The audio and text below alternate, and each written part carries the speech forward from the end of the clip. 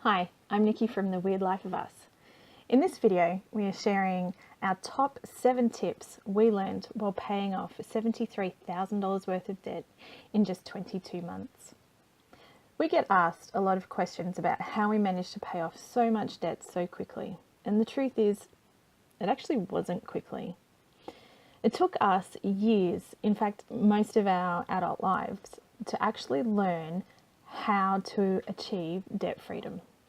We made a lot of mistakes and we had a lot of false starts.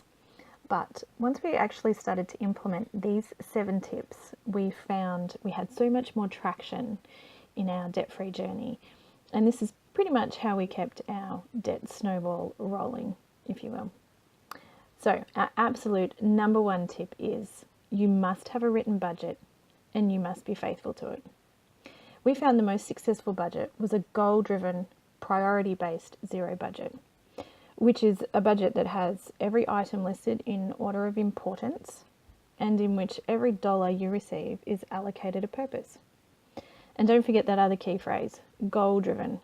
We create our budget with a specific goal in mind each month. Now we choose to only cover the necessities each month, meaning that we don't allocate things like clothing if nobody actually needs any that month. And we don't have year-long sinking funds for things like Christmas. Every dollar that could be funneled towards our debt payoff was. It was as simple as that. Every month, we also have a new target or mini goal, which is a step towards our larger goals. It's easy to feel overwhelmed when you stare at the big picture for too long, like, say, $26,000 on a single credit card, or more debt than your combined yearly income, and it makes you feel really overwhelmed. And feeling overwhelmed can often lead to giving up. So if you set mini goals each month, write it down in your budget and give yourself a big tick when you achieve it, you're going to be more likely to continue moving forward with your overall goal. Most importantly, you must have a plan for your money before the month begins. In the famous words of Dave Ramsey, tell your money where to go instead of wondering where it went. Now, I want you to remember, your budget is not your frenemy. It's not a party pooper here to rain on your parade. It's just a plan for your money. It's your plan for your money. So take ownership of it. Tip number 2, pay your additional debt repayment amounts immediately. Once you have your budget written out, our next tip is to pay your extra debt repayments that you're going to pay on your debt to pay them down as soon as you have it. Do not, I repeat, do not hold on to it. This lesson was one of the big turning points for us and really crucial in us paying off $50,000 in 10 months, which is just like nutty, gazelle intense. In the past, we would hold on to our extra debt repayments until the end of the month, just in case something came up. And guess what happened? In the first 12 months of our debt-free journey, we had only paid off the mandatory minimum repayments, no extra. Something always came up. Paying off your debt has to be your number 1 priority, top of the to-do list. And although our debt snowball amount is technically the last thing on our monthly budget, it became our first payment each paycheck. Now, we had some large payments come in, like the sale of our car, that we truly had to resist the urge to hold on to, or, at least hold on to a portion of it. And we had to commit to paying off our debt. But in the end, it was always worth it. Now, yes, you know what? Stuff is going to come up. It just is. But it's amazing how your priorities change when you commit to your debt-free goal.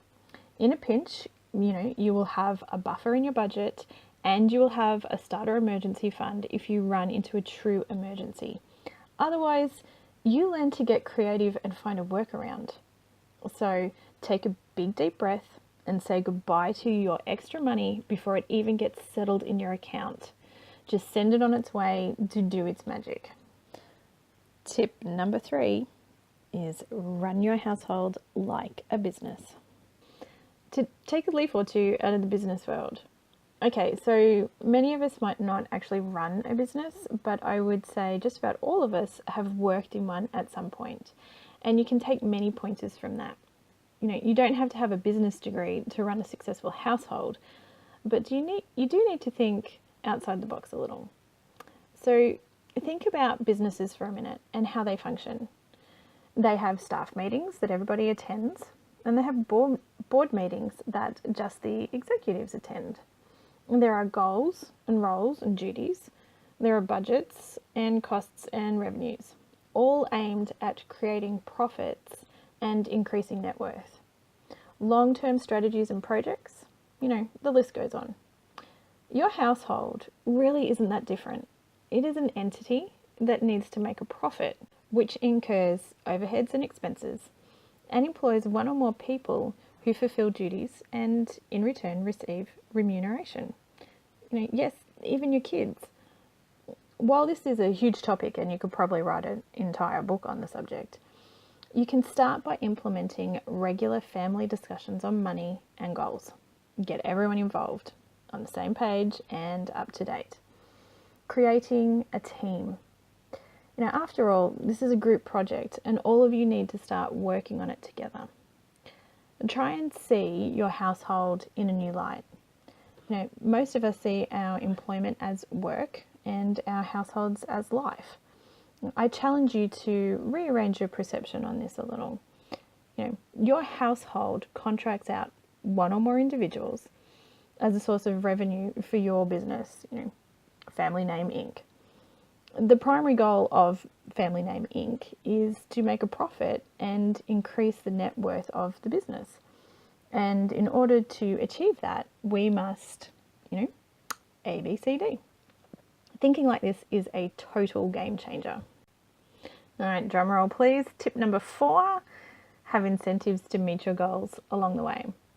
First and foremost, you have to have a clear understanding of why you are doing this. You know, what is your life going to be like when you're debt free and you don't have any payments in the world? For us, it was the freedom to travel whenever and wherever we please. We love exploring, camping and hiking. So whenever we reached a mile marker, we would go on a little camping trip or something similar to celebrate. It's a reward, but it's also a reminder of why we are sacrificing so hard. Now, I know camping isn't everyone's idea of a ripping great time, but the point is to find something that fires you up, recharges the batteries, rewards your hard work so far.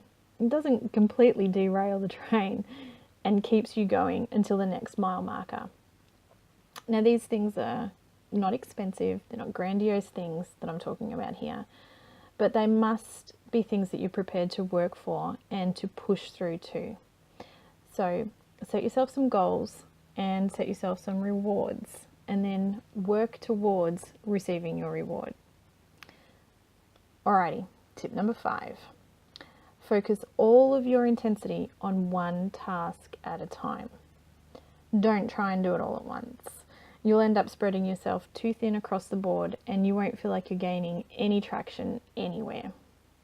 If you're just starting out, put all of your efforts into saving up your starter emergency fund. Stop paying everything except the minimums on your debts and your obligations. Yes, that's scary and perhaps counterintuitive, but bear with me. How quickly could you get together $1,000 if that's all you focused on? No savings, no sinking funds, no eating out, just focused intensity on a single task. It won't be the end of the world if you focus on that for a month or two. Once it's done, reassess and move on to the next thing. If you're paying off debt, just focus on the one with the lowest balance and pay minimums on everything else. Just focus on knocking that single debt off. If you have an emergency along the way, don't panic. Just focus on rebuilding your emergency fund back up and pay the minimums on everything else. Get in and get it done. If you have a big bill coming up, that's okay. Just stop, pay the minimums on everything and focus on that.